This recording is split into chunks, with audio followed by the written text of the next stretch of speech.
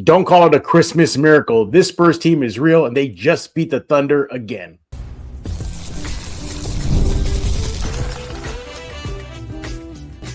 You are Locked On Spurs, your daily San Antonio Spurs podcast, part of the Locked On Podcast Network, your team every day. Merry Christmas. Welcome back to Locked On Spurs here on the Locked On NBA Network. I'm your host, Jeff Garcia, Spurs writer for Ken's 5 San Antonio. Glad to have y'all back. Hope you're having a great Christmas day with friends and family, and you got an extra Christmas gift under the Christmas tree, right? Didn't you? How about another win over the Thunder? Spurs are 3-0 versus the OKC Thunder, the defending champs.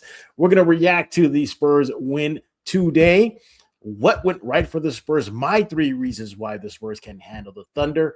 Why nobody should have not be surprised that the Spurs can contend with the champs, and so much more. And then we're going to get into what does this mean for the Spurs moving forward? What kind of message does this send to the rest of the NBA? Yeah, we got a lot to talk about. Let's go to kick off the show. Let's go bring in our guest on the road, joining us via audio today, Mr. Matt Guzman, Spurs on Sports Illustrated. Look at that picture on there, man. Big old smile on Matt. Matt, welcome back. Had to smile. I mean, 3-0 against the best team in the West. You can't really ask for more. You really, really can. Hey, thanks for taking time out of your Christmas day. I mean, look, it's kind of, but it's kind of hard just for all Spurs fans to not be talking about the Spurs right now. Yeah, because of what they just did, beating the Thunder, the defending champs, 117-102, this time in their gym. Beat them in Vegas, Matt. They can beat them in San Antonio. How about they can beat them in the OKC gym there? What a great win. I mean, look, my first reaction, Matt, is this. And I know you were kind of against agreeing when I mentioned this to you at the last game you and I sat for. But I saw this coming. I said, Matt, you're with me here, Meteor Row. And I want to tell you something. The Spurs team's going to go 3-0 versus the Thunder. You were kind of not shocked too much, but you were kind of on the fence whether, like, hey, Jeff, this old guy must be getting old already, man. He's losing his mind, man. No way they go to Thunder and beat him in OKC. But they did. Matt, I was not surprised because based on the first 2 games, pound for pound, this team, Spurs, can hang with the defending champs. You want to go big, they can go big. You want to go small, they can go small. You want to up the pace, they can up the pace with the Thunder. You want to flex some depth, they can flex some depth to Thunder. Matt, it feels like this Spurs team is built to handle this OKC team. What do you think? Absolutely. And I think that's really been the biggest takeaway from these 3 matchups is, the Spurs match up really well with Oklahoma City, which is something that no other team, maybe Minnesota, but we haven't seen what Minnesota does. They haven't played at home and on the road and in neutral site. The Spurs have proven, it doesn't matter what the circumstances of the game are, whether there's stakes or not.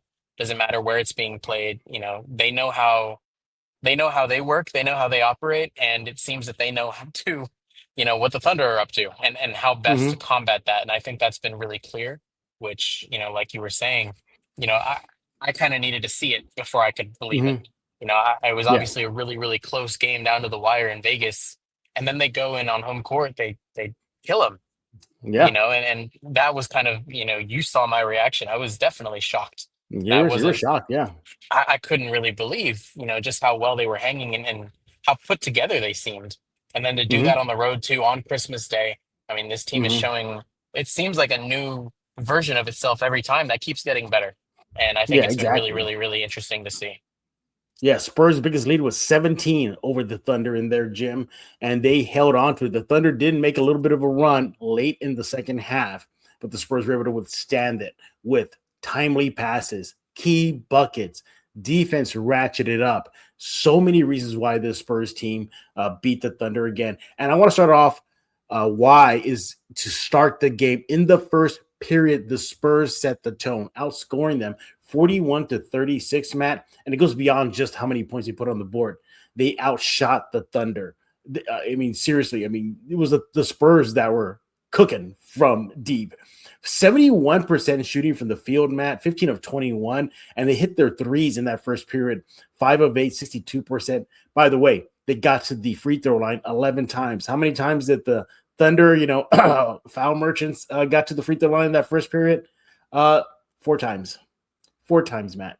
So the Spurs set the tone early again. Offense was ratcheted up, played clean basketball, didn't allow the Thunder to get to the free throw line, set the tone. They were the ones coming out. They made the punch first to drop 41 points in the first period in their gym, Matt, Spurs set the pulse for this team, didn't they? Absolutely. And, you're mentioning the pace as well. That's something the Mm-hmm. Spurs have done really well all season. And so, I think a lot of people might look at this game and see that 71. I mean, that's ridiculous. They That's might, ridiculous. Yeah. they might try to discount the fact that, no team is going to sustain that. And I agree. The Spurs are not going to be shooting 71% on a nightly basis. Mm-hmm. But had they not been shooting that tonight, they still would have been playing from ahead, it seems. And so I Mm-hmm. think it's one thing to, like you said, feel very put together and start, start putting things together on the floor. But then it's Right. another thing to go into somebody else's gym and do it. And I Yeah. think that they were definitely asserting their dominance, proving that, they're not scared of this team at Mm-hmm. all, which is a really encouraging sign for a team Right. that's comparatively speaking still young. Yeah. Yeah. I'm looking at the stats right now. I got it off here on my screen here. And we moved to the second period, Matt. Again, the Spurs beat them in that second period, 28-24. And they still had the hot shooting, 52% in the second period alone. They connected on 2 3-pointers, good for 25%. However, it was the Spurs maintaining that lead that they built up in that first period. They didn't relent. And that's what I liked about it. I actually talked to Luke Cornett and Harrison Barnes at the last home game. And I got to it. I said, like, does this team kind of flexing a killer instinct now? And they didn't say yes, they didn't say no, but they didn't say either, Matt. They were more like, well, we're committing strongly to defense. We're keeping that in focus. We're a little bit more composed. We have a little more connectivity. I just love the fact that this Spurs team didn't let go of the rope. They had the Thunder on the floor. They didn't relent. Now, the Thunder make their runs. Of course they did. Of course they did. They started getting cooking in the second period. They connected. Well, actually, they got to the free throw line 10 times. So I thought, oh, my God, here we go. Foul merchants. Foul merchants going to start again. Spurs only got to the free throw line twice. And but nevertheless, you got great play in that second period from Harrison Barnes with 5 points. You had production from De'Aaron Fox. We'll get to him in a bit with 8 points. And just an all-around game. You look at the whole game as a whole, Matt, this Spurs got the lead. They maintained the lead. They didn't have the halftime letdown, and they crushed they were just the Grinch for the Thunder in their gym, weren't they, Matt? I was actually texting a friend of mine about that too, Yeah. and he was specifically saying that De'Aaron Fox did not have any presence for him. He's a Thunder fan. No I said, way. well, Fox might have been the Thunder Grinch tonight. Yeah. I think the thing I wanted to kind of revisit real quick was just, they talked a lot, like you said, Harrison especially talked a lot about the familiarity that comes with Mm-hmm. playing a team, back to back to back, the way that these guys Mm-hmm. have. And I think that, the Spurs have kind of figured out the key to slowing them down. Obviously, you can't really Mm-hmm. stop Shai Gilgeous-Alexander, but you Yeah. can slow him down and make him have. I mean, you and I just saw it the other day. He had 29 and it didn't feel like it, Yeah. and so I think it's one of those few cases where, they always talk about defense fueling the offense. I think it's the other way around. And Yeah, specifically ball absolutely. security. The Spurs take care of the ball, force the Thunder to play outside of their comfort zone, and this Mm-hmm. is the result. Yeah. Let's talk about De'Aaron Fox real quick. Let me find a nice photo of him right now. We can flash on that screen here for everybody. All right, here we go. De'Aaron Fox, the guy you see on your screen right now, set the pace, set the tone for the Spurs as a player. 29 points to finish the game, shot well, 12 of 19 from the field, including 3 3-point shots that went in, made all his free throw, 2 of them. And you talk about turnovers, just had one turnover for the freaking game. He also threw out 3 assists and 4 rebounds. But you look at that first period, I mean, he was just on fire. 13 points in just the first period alone, shooting 5 for 6 and going 3 for 3 from the 3 line.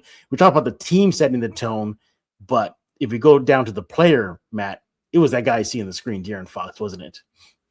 Yes, and coming off of a game where I think he had under 10 points, Mm-hmm. it's always remarkable, I should say, this season especially, the way that these guys, especially that guard trio, kind of Mm-hmm. proves that it kind of is a revolving door.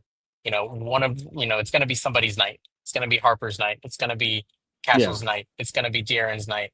and none of them have any issue with it being not their night. And, we saw that just the other night from De'Aaron, and now he comes back and drops 29 and really, like you said, sets the pace. I mean, he was all over the floor. He was hitting his shots. And, I mean, he definitely was a huge piece of this victory for the Spurs today. Absolutely, absolutely. Contributions from everybody. Ultimately, from Keldon Johnson having another big game against the Thunder off the bench. He had a very impactful 9 points. So trust me, those 9 points were very loud. Don't let those under double figure scoring fool you there. He kept on 4 of 7 shots. He had 19 points and 11 rebounds off the bench from Wemby. Yes, the off the bench Wemby experiment continues. That should end soon, but hey, Matt, you don't break. I mean, you have the fix was not broken, man. It's still working. Keep him on that bench. You got 12 points from Dylan Harper, 19 points from Steph Castle, 15 from Harrison Barnes. They had contributions all around. But what else? What else went right for the Spurs against the Thunder? Not only in this game, but in the last 3 games. Let's talk about that coming up next right here on Locked On Spurs with Matt Guzman of Spurs on Sports Illustrated. All right, but first I want to talk to you about Prize Picks. This episode is brought to you by Prize Picks. The holiday season, one of the best time for sports, bowl games, big basketball matchups like the Spurs, playoff pushes. It all happens at once. And while we are making choices every day, one of the most fun places to make the right call is over at Prize Picks. Prize Picks is the easy way to get in on daily fantasy. Pick more or less on at least 2 player projections, lock in your lineup, and you're in the game. It's simple, fast, and available in 45 states, including California, Texas, Florida, and Georgia. For example, Prize Picks, well, they've added an extra layer of excitement to the holiday sports schedule, creating a lineup that takes less than a minute. The app makes the whole process smooth and intuitive. You get early payouts, a feature, which is a great bonus. When your lineup starts strong, you may get the option to cash out early. Deposits and withdrawals are quick and easy. It keeps everything flowing. Download the Prize Picks app today. Use code LOCKEDONNBA for $50 in lineups after you play your first $5 lineup. That's code LOCKEDONNBA. That'll get you $50 in lineups after you play your first $5 lineup. Prize Picks, it's good to be right. Hey, thanks for making Locked On Spurs your first listen of the day, and thank you for making Locked On the #1 sports podcast network. If you haven't already gone to check out your new Everydayer Club, you should do that. Hey, you get access to ad-free audio feed for Locked On Spurs, compatible with Apple Podcast, Spotify, every other major podcast app. And just you can have some fun. There's a Discord channel you can get access to. It's an invite to members only on the Locked On Everydayer Club Discord server. You want to go get that ASAP. So again, go check it out. Go to Locked On Podcast Network on Google, search for it. There's a link there. It'll say Everydayer Club. Go check it out ASAP. And we are back right here on Locked On Spurs, having a great Christmas day. Not only because Santa got us everything, but we also got a win in OKC. Yes, the Spurs 3-0 versus the Thunder this season, and in convincing fashion once again. You know what, Matt? Let's continue talking about what happened in the game. And I want to just double check something with you, Matt. Are you sure the Thunder are one of the better defensive teams in the NBA? I could have swore the numbers say that. I mean, numbers don't lie, Matt. Right? But did I check that the Spurs dropped 95 points on the Thunder and it wasn't already finished with the third period? Matt, what happened to the Thunder defense? I think it's funny. The numbers really don't lie. The Thunder have been really, really proficient at keeping teams from scoring, but I think it just speaks to, what the Spurs have been able to do offensively. It seems that they're especially right now, they're firing on all cylinders. With the guard trio, with the wings hitting their threes. Harrison Barnes has picked it up since his struggles in Vegas, and obviously Victor's finding his stroke again too. It's just, there are some things that you can't really slow down. And when you have to face a Victor Wembanyama led team, and then his pieces and his supporting cast start hitting shots and making things, you really can't do much about it. And I think that was the case today. Yeah. The Spurs were 73% shooting at the rim. They could not stop the Spurs even close to the basket. The Spurs just seem to just kind of inside out the Thunder defense. They made contested shots. They hit the bunnies in the brim. They connected on the long ball. I mean, it was just, the list goes on and on. I think what it is the Spurs' length, the height, the youth, athleticism, the speed. It just disrupts that OKC defense, and they just really bring it to them. Another thing, too, in this game, I thought again, I thought there was a rivalry, Matt, with Chet and Wemby, but it looks like Chet continues to struggle against the Spurs, doesn't it? I can. That's it's true, and Yeah, I think it's kind of funny to watch because especially this past game at Frostbank, it was pretty yeah, clear that Victor. It almost seems like Victor has a little bit. It's not that he hates Chet. It's more so that he doesn't. I don't think he appreciates being compared to him. I think yeah, he has a certain vision of himself and what he's capable of, and as often as he can, especially when facing that Thunder, he's going to want to prove that. And yeah, it's always going to be labeled and coined a rivalry because they're both 7-footers. They're yeah, both young teams in the West. You can't really avoid that. But at its core, these players are just going at each other, and I think Victor is proving again and again that he is the better player by far. yeah, And I think that was just another yeah. iteration of that today. Yeah, Chet did have 10 points and 12 rebounds, but he was the second worst in the Thunder lineup in the plus minus column, minus 14. He was just not helping the cause at all. If you're Thunder fans, you're like kind of scratching your head right now, like what's going on with this guy? He got he did all that in 30 minutes, played more than Wemby did, and yet produced a much fewer numbers and fewer impact than what Wemby did off the bench. So yeah, I mean the Spurs seem to make Chet another non-factor again. It's not just Wemby. It's just collectively this team really, really brings up their defense against OKC. We'll get to that in a bit. And we're gonna finish the show tonight. Why just the Spurs have been able to handle the Thunder in 3 games?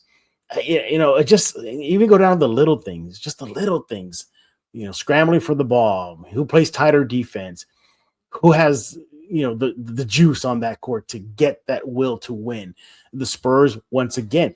Every time I watch the Spurs team play against the Thunder, sure, they get up for the game. I get it. It's a big game, sure. But man, there's getting up for a game, and then they have that look that they want to beat them. Remember, it was Castle who said in Vegas when the Spurs first beat the Thunder, why do y'all call this team indestructible? We're just as good too. I don't think this Spurs team, Matt, is afraid of this Thunder team. What do you think? Not at all. And I think that's what they've proven the last 3 games. Mm-hmm, They're not they're not afraid to attack Chet. And mm-hmm, and Harrison Barnes, we saw him do that. We saw Keldon do that.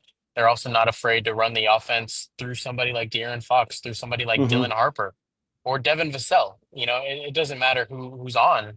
They trust all of their guys to make plays against the Thunder defense. They're not going to say, "Oh, we really need Victor to step up against this team." No, they're fine doing it the way they have been doing it all season. mm-hmm, And I think that's really they stay true. And we've heard them say that mm-hmm. plenty of times. It's more about us than it is about them. It goes for any team, but especially with Yeah. Oklahoma City, they don't allow themselves to be rattled or to change the way they do things. They just go out and play their brand of basketball, and it's worked 3 times in a row. Absolutely. Yeah, Matt, you're absolutely right. This brand of Spurs basketball is proven to be a handful for that Thunder team. It was a great win, a solid win. It's a statement win versus a conference foe. I mean, the list can go on and on. You want to talk about the third period? I mean, got to that. Yeah, the Spurs, yeah, they held a team that has SGA, J Dub, Chet, all that crew. They only held them to 19 points in the third period. So the Spurs defense was causing havoc for the Thunder. I mean, it just feels like every time this Spurs team has faced this Thunder team, the script is flipped. It's the Thunder the Spurs that are the better defensive team. It's the Spurs that are the better offensive team. It's the Spurs that have more depth. Pound for pound, this Spurs team can contend and can beat this. Yes, I'm going to say it. If they meet in the playoffs, Matt, this Spurs team can beat this Thunder team in the 7-game series. What do you think? That's the thing that's still, I'm not doubting the Spurs anymore, especially when it comes to Oklahoma City. They've proven Yeah. themselves. What always sticks with me, though, is especially in the NBA, these young teams have a hard time winning in the playoffs.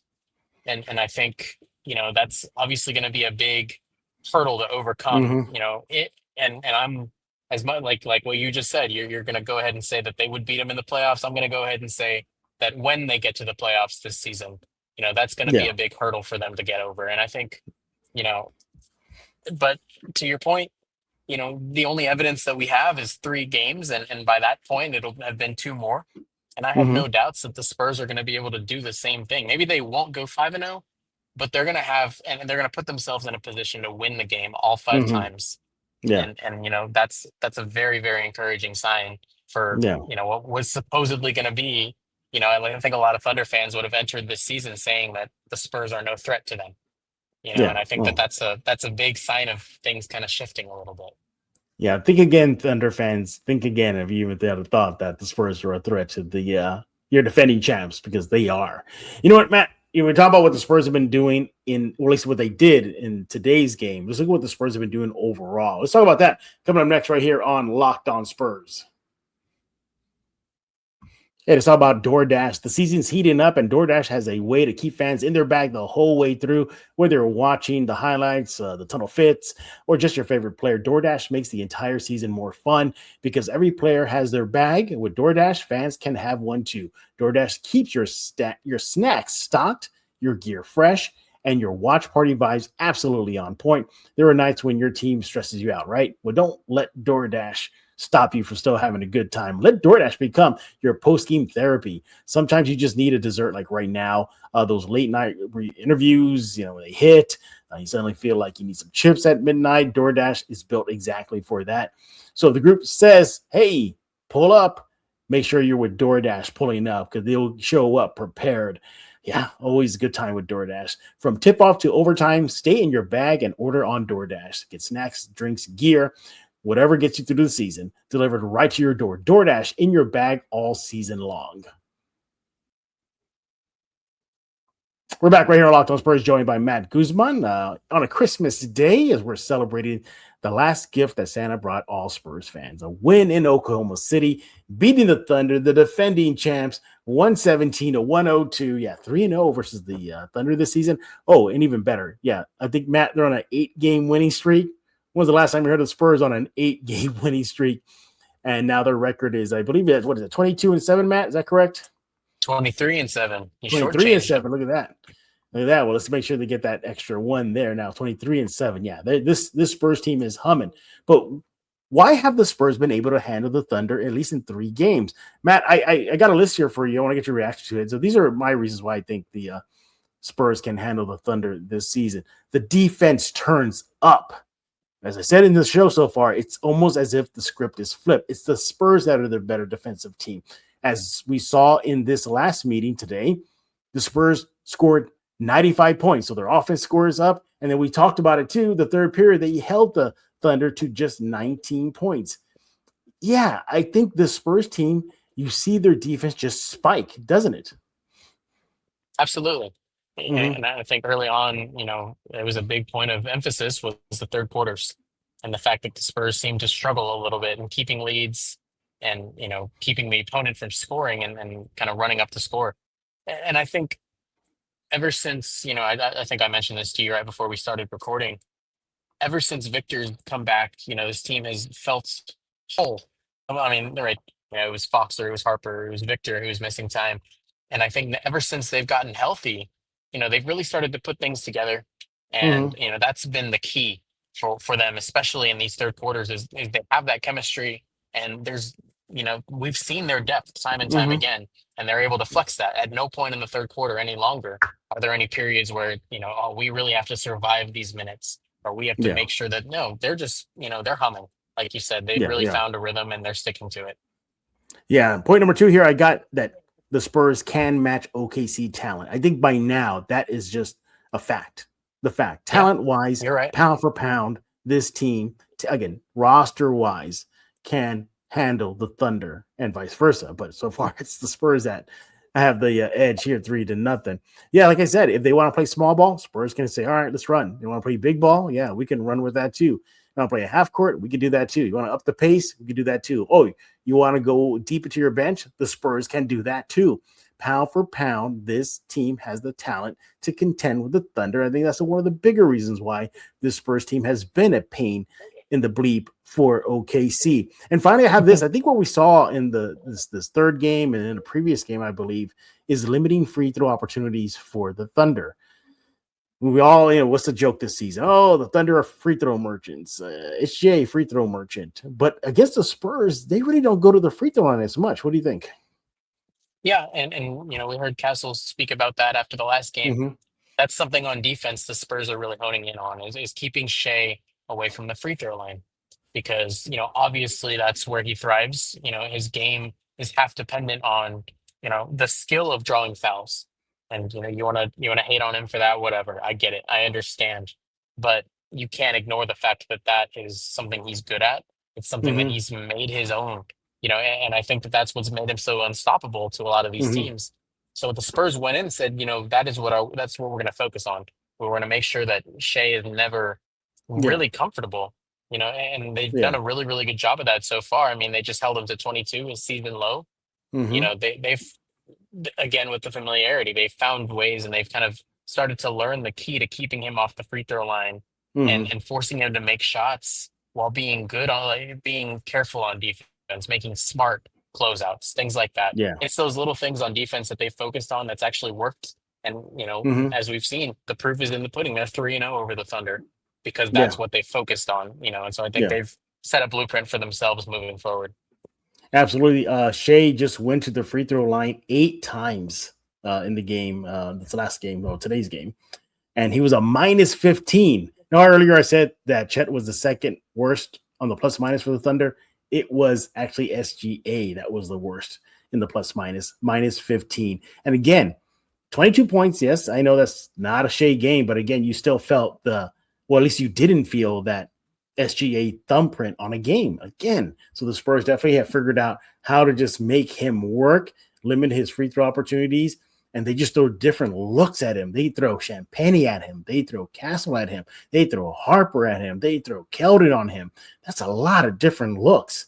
And that's a lot of different body sizes, a lot of different length and size. Yeah, you're going to run down SGA, and the Spurs are doing that. So those are my 3 reasons why I think the Spurs have been able to handle the Thunder this season. Do you got any more to add there, Matt?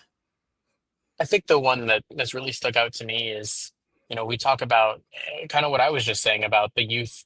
And, Mm-hmm. I don't know what this team might look like in the playoffs, right? But when you look at how young they are and some of the younger pieces specifically, like Castle and Dylan and Mm-hmm. Victor, they said it last year, and I wrote a story about this, I guess a week ago now. You know, they talked all year last season about how mature Castle was, how poised he was, how, he didn't play like a rookie. Mm-hmm. And you're seeing the exact same thing, if not more, from Dylan Harper this season. And the difference with Dylan is he entered a team where he didn't have a free runway. After Victor's injury, Castle could do whatever he wanted in the second Yeah. half of the season. There was no playoff hopes. It was just let's get him developed, let him do what he wants, and he secured that rookie of the year. Dylan Harper Mm-hmm. may not be up there for rookie of the year, but he's already past being the rookie. He's Mm-hmm. already playing the role of a bona fide point guard for a playoff team. And he looks really poised and he looks like he can score against anybody. He looks unstoppable when he wants to get to the rim. And I think that's been key for this Spurs team, especially is, it's not, hey, we got Fox and a sophomore and a rookie. It's no, we have 3 bona fide point guards who can Mm-hmm. control the pace and the offense at all times. And that has been huge all Yeah. season, and especially against the Thunder. Yeah, and again, it's not just SGA that the Spurs are putting the clamps on. You look at their other weapons. We mentioned Chet, how he just doesn't really have that much of an impact versus the Spurs this season. Look at even Jalen Williams. Only had 12 points on the game versus the Spurs in the third meeting. And Caruso, he was a minus 13, 12 points. You look at other guys, Case and Wallace, again, under a double figure score. And I believe he had, 5 points on the night or the day, I should say. So yeah, the Spurs just do an all-around great job defensively and an all-around great job offensively. Whew, cannot wait to see these teams. I don't know anymore, Matt. Is it really a rivalry now with the Spurs beating them 3 times? Is that really? I think Victor would leave. I think Victor would leave his press conference if we asked him again Yeah, if it's a exactly. rivalry now. I think he's sick of it. Yeah.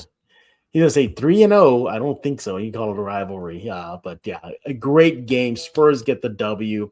The winning streak, the record, number 2 in the West. By the way, don't look now, but that loss column gap between the Thunder and the Spurs gotten a lot shorter, a lot smaller. So, man, you know what, Matt? I am not going to be surprised if this team is at one point the best team in the West. I'm not going to be surprised because the Thunder look vulnerable of late. They lost to the Spurs 3 times. They lost to the Timberwolves.